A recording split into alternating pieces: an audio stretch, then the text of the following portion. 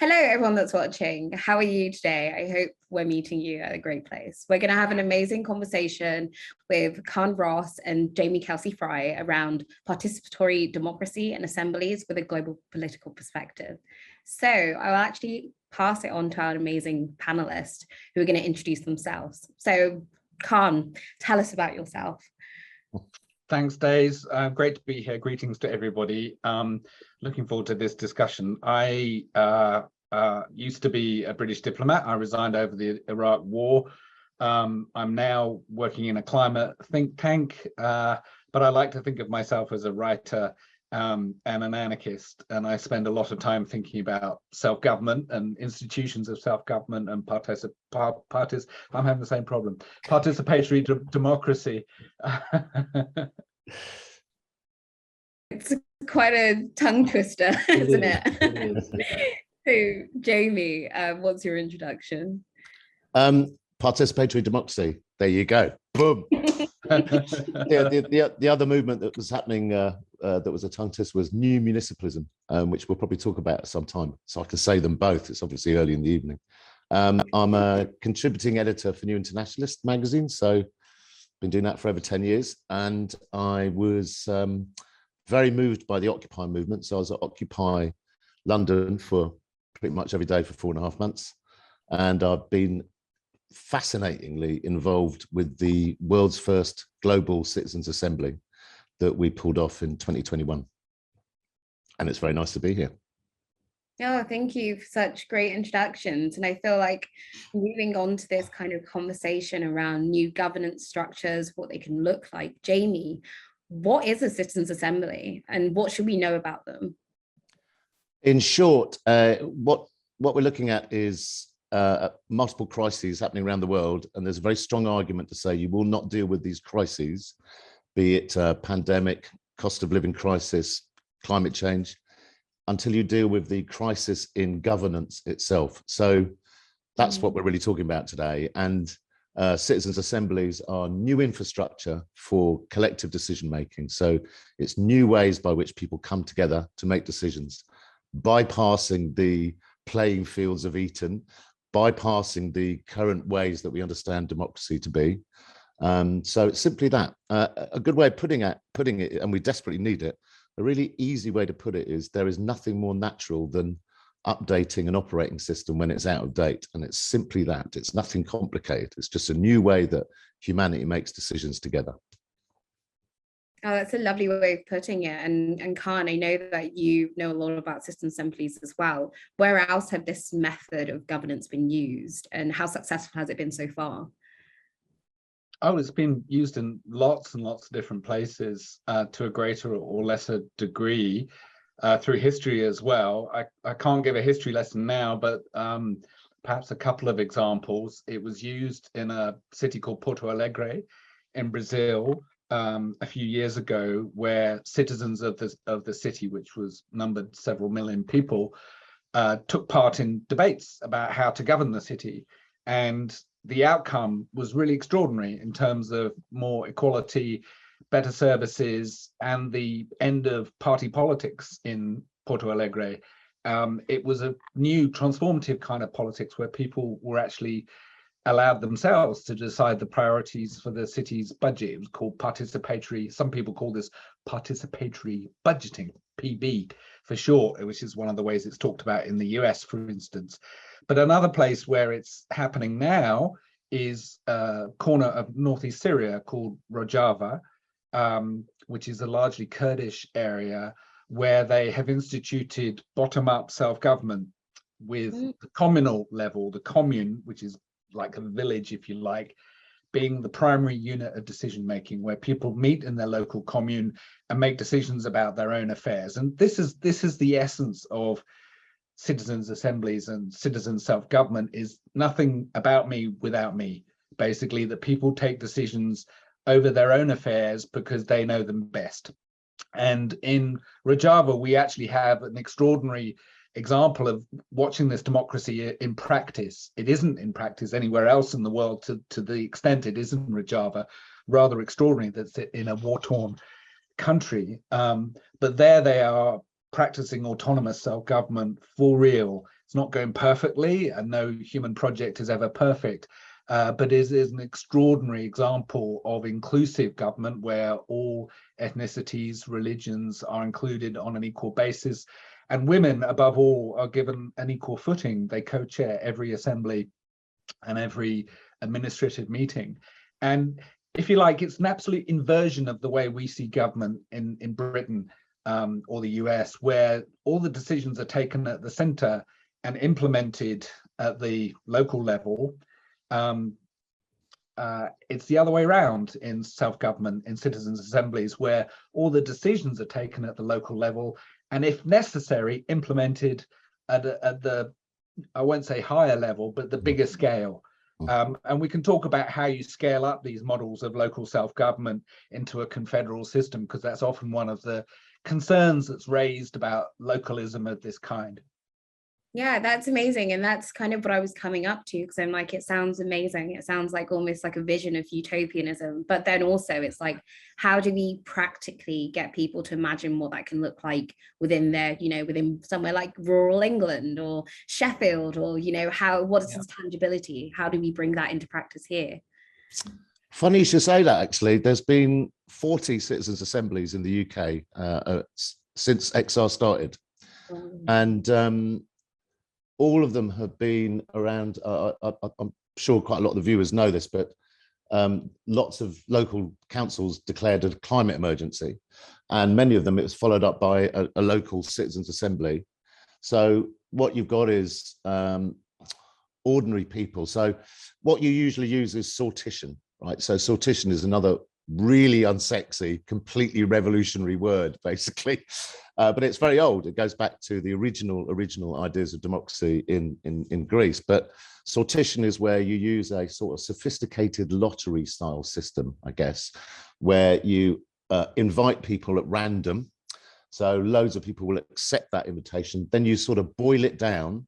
So the final group are like a snapshot of that society. So usually based on gender, age, economic background, race, religion, and often, depending on what the assembly is about, often their predisposed opinion about that issue before they go to the meetings, right? So you end up with quite a representative snapshot. And one of the fascinating things about this, and this is on the small town levels in the UK, right up to the global level, which I'm sure I'll talk about later.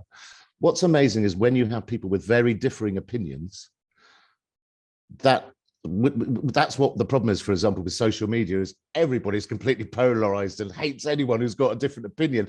But because you go through a deliberative process, you get to meet with them a lot, right?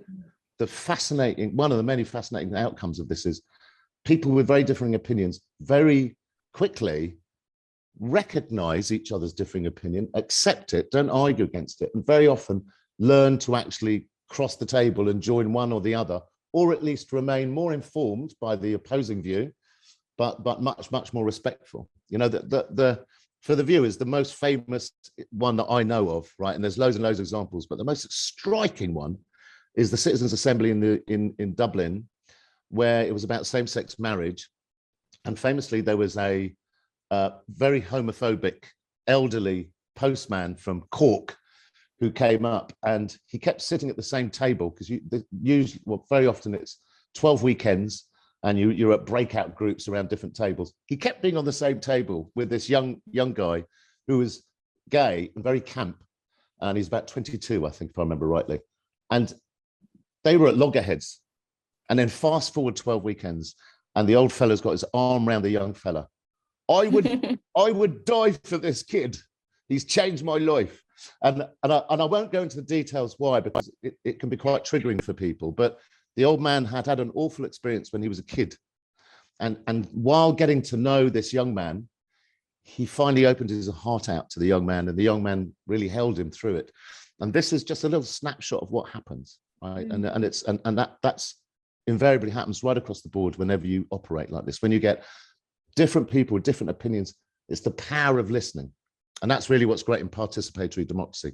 What happens when you actually stop and listen to people long enough to understand and respect where they're coming from? That's where bridges get built.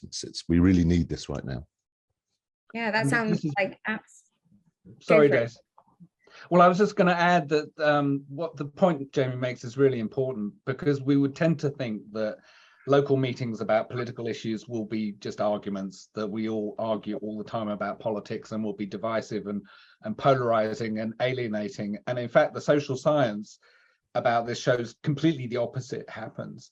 A guy called Professor Stanley Fishkin did a lot of research. He's written several books about this from Yale University, and he showed conclusively that when you put people together systematically for long periods to debate an issue, they tend to converge rather than diverge.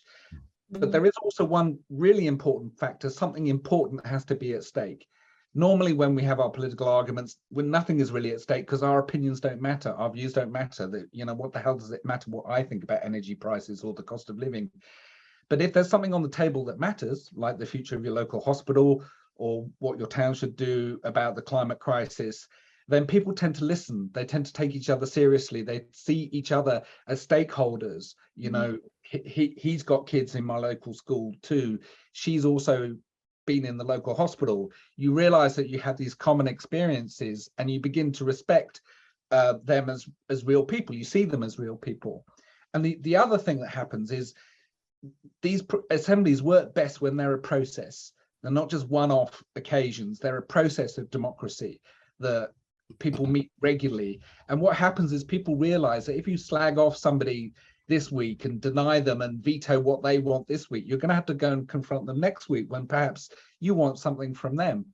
And it breeds a culture of compromise and concession, that my concession to you this week will be awarded by your concession to me next week. I mean, this is a bit of a crudely transactional way of looking at it, but you know what I mean. When you meet a group of people who are local, who have skin in the game, cards on the table, things that matter to them being discussed, then they will tend to agree more. It's not perfect, and I don't believe necessarily in consensus, as consensus should be the goal, but it might not be the only way we can take decisions, because that might be unrealistic. We have to look at majoritarianism as an issue and how to manage it in the structure of these assemblies. I don't want to get too technical about it, but basically what is extraordinary, the promise of these assemblies and this kind of democracy, is that it will bring society together, that we are ruptured and alienated and atomized now, hostile, suspicious of each other, suspicious of institutions, and local assemblies, local self-governance of this kind can bring us together. Exactly. And I think there is something magical about the experiences that you're talking about, Jamie, and also this like sense of local togetherness. But how does this look on the larger scale? You know, how does something like sortition work in a worldwide context, and why is that so interesting? Okay. Well, I've done stuff like this for quite a while, and I've probably been in about 500 people's assemblies, and I started working on citizens' assemblies about 5 years ago, but nothing prepared me for the global assembly of 2021, right? So we used sortition, this sophisticated lottery style system, and we built an algorithm. Well, I didn't build a bloody algorithm, but younger people than me and the crew did, right? But it was it's weird. I was on the edge of my seat watching an algorithm fall. It was an amazing thing. So the algorithm used random longitude and latitude mixed with population density.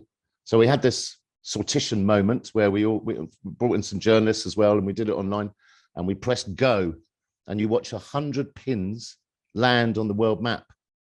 18 were in China and 17 were in India because of population density. One was in Coventry, and 12 were in South America. One was on an island off the coast of Yemen called Socotra. When we looked it up, it's one of the most isolated places in the world, right? And then we worked with community groups within 100 kilometers of that point, and their job was to find 6 people who were complete strangers to them, couldn't even be friends on Facebook or anything. And then we did a second, so that leaves us with 600 people. And then we did a second sortition event that boiled that 600 down to 100, but it's stratified so that it's a snapshot of the human population. So roughly 10% no formal education, 70% living on $10 or less a day, 18% Chinese, 50% women, a certain percent young. We started at 15 as the youngest and went right up to the age of 76. And you ended up with people meeting in breakout rooms, and everyone fell in love with each other. By the way, viewers, the human species is purely full of love and compassion. Truly is, right? So you got in a breakout room an elderly seamstress from Brazil, a gold miner from Myanmar, an organic farmer in Congo, a yoga teacher in Italy, okay, a goat herder from Socotra, and they met for 68 hours over 11 weeks online with translators and note takers, all this stuff. So what it looks like is, you know, the best word that we came up with is snapshot. It's literally, if you want to kind of get a snapshot of the human family, that's what it looks like. But the important point is the point I made. We found that humanity is rich with compassion and love. It cares about its children and each other and a sustainable future. There were no people who broke that rule. So our natural state is to operate like this, which is what a lot of Carne's work is. It's showing that this is our natural state, and the state that we've been pushed into through neoliberalism and, you know, corporate captured democracy and consumerism. It's just not our natural state, which is why people are suffering profoundly, I think. You know? Carne, do you have anything to add? Because I could see you nodding your head. Yeah, well, I couldn't agree with what Jamie says more, really. I think this process is very profound. I think it's much more than about political decision making and how we manage, you know, our local revenues, our hospital, or the roads, or whatnot. It's about those things as well, and those things really matter. I'm not dismissing that at all, but I actually think it's about how we relate to each other as human beings. It's about the fundamentals of our society. We are taught by centralized coercive government that we are not to be trusted, that other people are not to be trusted, that, as Hobbes put it, life will be dangerous, brutish, and short in a war against all, of all against all, if we don't have central authority to keep us in line. And I think what Jamie is talking about, the experience of people's democracy, of people's assemblies, even with people from incredibly diverse backgrounds, is precisely the opposite. That people want to cooperate, they have an instinct for compassion, they see each other as human, they recognize each other's human needs. And I think this is an immensely powerful and moving thing that we have to take account of. For me, this isn't just political structure or political philosophy. It's a philosophy of how we treat other people, how we get on in life, indeed what life is actually about. We're taught that, you know, we want more stuff, that our needs are basically material, but we have this hollowness within us, which is not being met by organized religion, certainly not met by politics, not being met by consumerism. And what is it? To me, it's about our connection with other people. And this is almost a spiritual element here that can only be met by engagement, by this active engagement, the relationship of one person with another, that relationship is a core thing that we have to attend to and nurture and celebrate. Do you think decision making tends to be better through these like participatory governance structures? No question, it's better. It is more consensual. You get more agreement between people. People who are best informed about their circumstances are making decisions about those circumstances. On almost any measure, it's better. Perhaps it's not as efficient as some centralized authority making all the decisions, bang, bang, bang. And that's one of the principal and rather silly criticisms that is made of this kind of politics. Oh, it's so inefficient. You know, how can you have everybody talking all the time? It means too many meetings, just endless listening to people. Well, yes, it does mean that. There is a degree to which it means showing up to things and listening to people. It's not the most efficient way of making decisions, but that's the only way in which it's deficient. In all other respects, it makes for much better decisions, much more enduring decisions. Fishkin also found in his research that when decisions were made by this manner, decisions were much more sustainable and enduring. And it's kind of obvious why. When people are part of the decisions that are then implemented, they're going to respect them.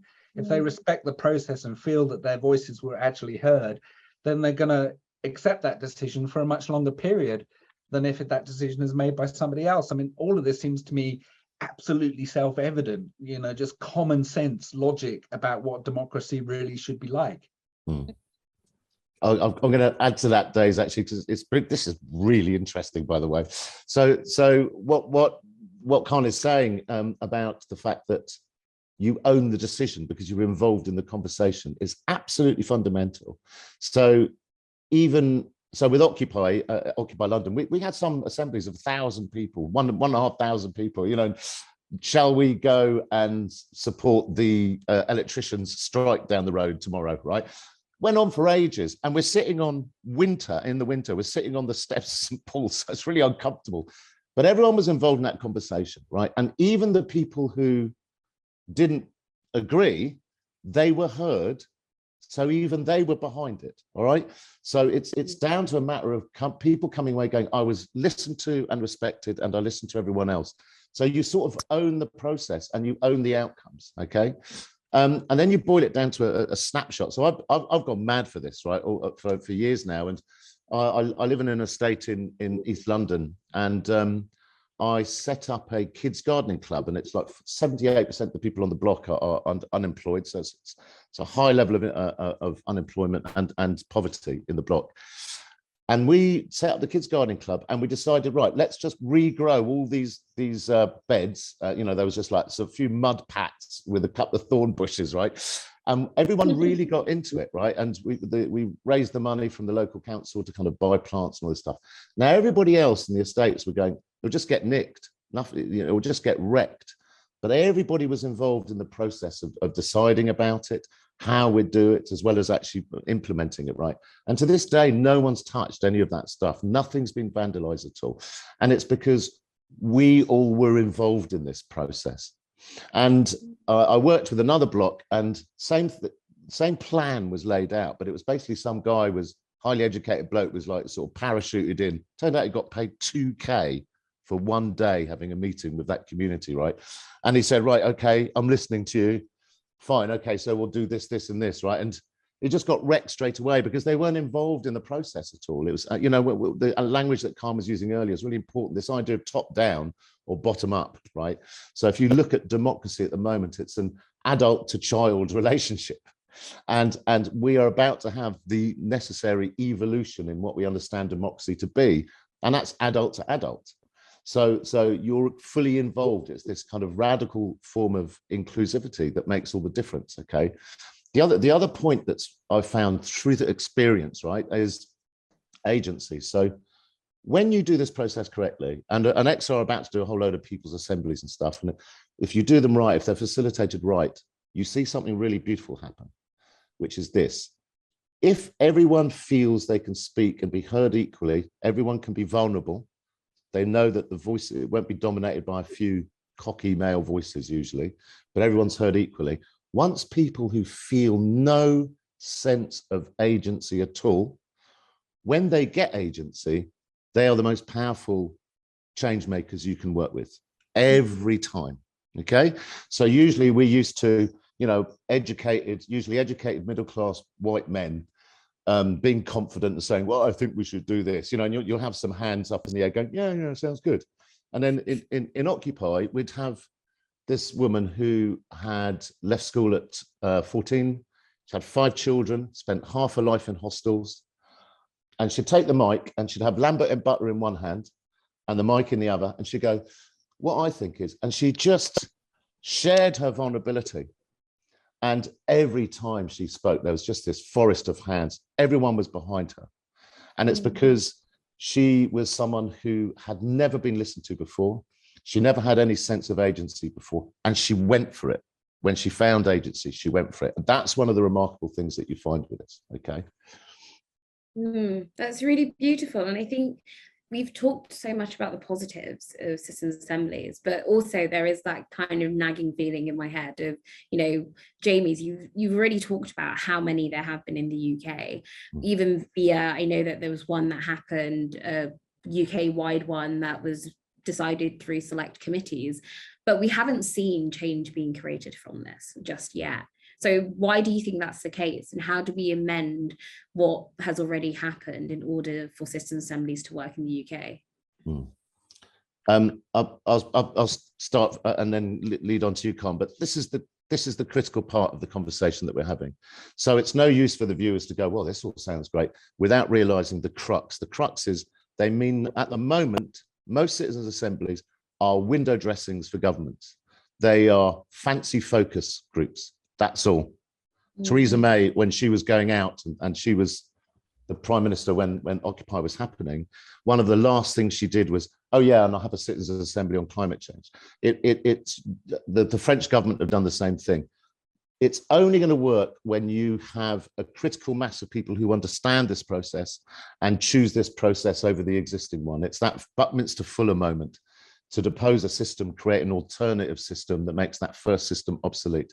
So I think it's a waste of time to try and do a citizens' assembly that's recognized by the government. It's actually the spirit of this movement has to come from the people themselves. There has to be enough people who are saying, this is the way we want decisions to be made, and it has to be a mass mobilization. That's what we're really, people talk about, well, you need the levers of power. Well, you actually need to generate a new way of power being used. It won't happen within the existing established power structures at all. So it's mass mobilization, mass movements that will give it the strength. That's my opinion. What do you think, Carne? I'll be very interested to know, actually, mate. Well, Jamie's you're absolutely right, Jamie. The reason we don't have more of these citizens' assemblies actually taking real life decisions for us is because we have a deeply entrenched power structure, from the local council to the regional authority, all the way up to Westminster and number 10. And that system of power is very, very deeply entrenched, and it's very hard to overcome. And to overcome it, as Jamie says, we're going to have to set up alternative forums of power. And they're going to have to take decisions and attract legitimacy through inclusion and by mass movements, mass participation, but above all, inclusion of everybody, not just people like us who, a bit radical, bit activist. It's got to be my next door neighbor who's a 78-year-old woman. It's got to be a young man who doesn't think much about politics down the road. It's got to be genuinely eclectic and therefore carry some legitimacy as being truly representative. Then it can start to take decisions, to debate things, and then over a period of time, people will start to pay attention to it. People will start to listen. It will start to challenge authority. I think this is you put your finger on the most difficult thing about the transformation in a country like Britain. In Syria, where I talked about Rojava, what happened was the dictatorship basically collapsed in northeast Syria. The institutions of government basically disappeared. And the Kurds, who had thought a lot about democracy because of the Kurdish struggle in southeast Turkey and northern Iraq, as much as in Syria, began to set up their own self-governing institutions. There was a kind of vacuum, and that allowed them the space to set up their self-governing institutions. We don't have a vacuum in Britain. We have a government that says, I am in this vacuum, I govern. We have legitimacy, we are given legitimacy by elections. And in order to challenge that, I think it's really difficult. I don't want to understate this or sugarcoat it. And I've thought a lot about this. Murray Bookchin, another a philosopher who inspired Abdullah Öcalan, who in turn inspired the Kurds to set up the institutions in Rojava, he thought a lot about this too. And he came to believe that we need institutions to govern a complex society. But we can set them up spontaneously if the representatives of those institutions are recallable and only represent decisions made in that forum, then they have legitimacy. And I think we're hitting a kind of tipping point in society where people are so fed up with the current way of doing things, whether because of the climate crisis or the cost of living crisis or housing or whatever, that we may see these kind of assemblies begin spontaneously to emerge. A movement will emerge, which will offer legitimacy by numbers, by participation, by the fact that they're happening. I think it will take some innovators, some brave souls to start doing it on their own, to plow a new furrow out there, learn some lessons, make some mistakes. Occupy was in a way a beginning of it, but these things come in waves. Occupy was one wave, and there will be another. Wow. And on that, I think I would like to bring it to the final thoughts. You know, we've heard so much about citizens' assemblies, the power of it, but how does the average person kind of bring it into their own like consciousness, especially in their local communities? Okay, so that's the other key point. Nice one, Daze. because at the moment, the old idea of citizens' assemblies and stuff, it arrives in your life on page 5 of The Guardian. Do you know what I mean? That's no use. Exactly. Hip hop bands in Senegal have to be singing about it. It's got to be a thread in the most popular soap opera in Brazil. It's got to be something that a YouTube vlogger in Mumbai with 15 million followers is getting excited about, right? So it has to come in through 2 avenues. So we've touched on one of them, which is mass civil disobedience, well, mass movements, mass mobilization, civil disobedience. So it's the 3 C's. You know, you've got culture, citizens' assemblies, and you've got civil disobedience or civil movements. And the third one is cultural wave. So cultural wave is working with artists of all types so that they get the bug. Because I'm telling you, viewers, when you get this, you get the bug for it. You eat and sleep and dream it, because it's the best way to go forward. You really catch it when you catch it, right?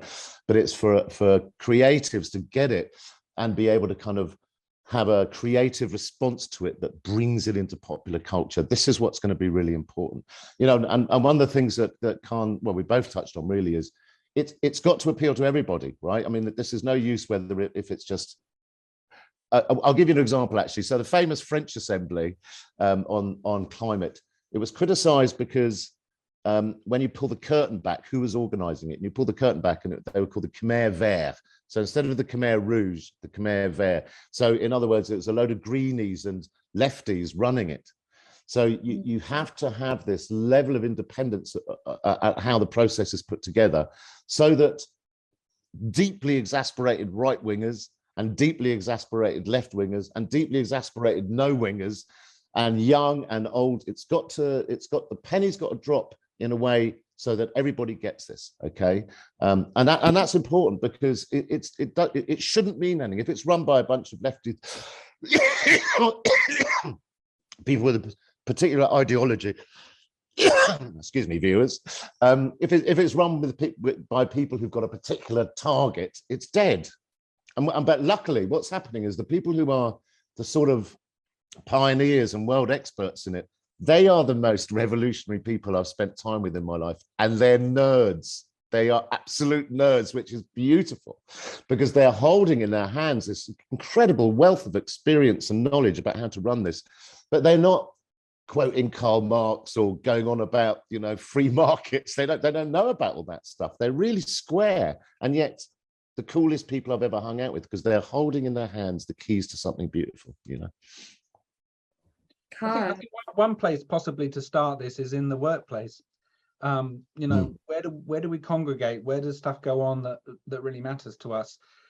Say a group started meeting in a local hospital that included patients, nurses, cleaning staff, porters, doctors, all together in a reasonably representative sample, or, you know, a reasonably numerous meeting, and they started to regularly to talk about stuff going on at the hospital, then sooner or later the management of that hospital would have to start paying attention. They would have to start going to those meetings to learn what people are thinking, because that group would come up with solutions. It would propose things that were sensible, that were practical, that were realistic. It wouldn't just say we need more money for this. It might say we need more money for this, but that in itself would then lead to a demand which had legitimacy because it had been generated in this way. So I think the workplace is an important place to look at for generating this kind of activity. And of course, your locality, your village, your street, where there are common issues, you know, the most convincing person you're going to meet or you're going to bang on the door of is your next door neighbor. When you listen to them, they're going to say things to you that you take very seriously because it's your street as well. And finding these areas of common interest, to me, that's the locus of power. Once you start to dig into that and start to express that power, not looking to central authority as the place to address, because that's just reaffirming their role as top-down power on you, but actually looking as a place to generate action, to generate real decisions that have practical effect. That's one way to start this. Definitely. And I think just one last question before we leave and wrap up, it's where do people find the resources to be able to kind of take this into their communities, take this into their workplaces? Where should we start looking? I think the Sortition Foundation has really good material, actually. I'd really recommend that. Anyone can find that website, but the work that they've been doing, they've done a load of research recently on how to message it, actually, and they've put that on their site. So that's a really cool place to start. I would also, all the viewers, you need to look at globalassembly.org or go to our Twitter feed _Global Assembly and just look at the films that we made, that were made by local film groups of the Assembly members who have had they all say the same thing. This is the most important thing that's happened to me in my life. Well, the men say that, actually. The mothers go, this is the second most important thing that's happened to me in my life. But one of the really powerful ways of understanding this is listen to people who were chosen by Sortition and ended up going through Assembly. Listen to the impact it's had on their lives and their aspirations and visions of what's possible. That's really powerful stuff. Just one website I would mention is wagingnonviolence.org, which is a super site that has all kinds of ideas for nonviolent action to take on authority, but to practice democracy, to practice autonomy and our own self-determined decision making. It's not just about citizens' assemblies, but there's a lot about it there. It's some wonderful, wonderful stories from all over the world. Oh, that's really beautiful. So thank you so much, both of you, for sharing your knowledge on citizens' assemblies. And I hope the viewers have kind of learned a bit more about what our third demand looked like and how do they use it in the everyday. Thank you so much, and thank you for watching. Thank you.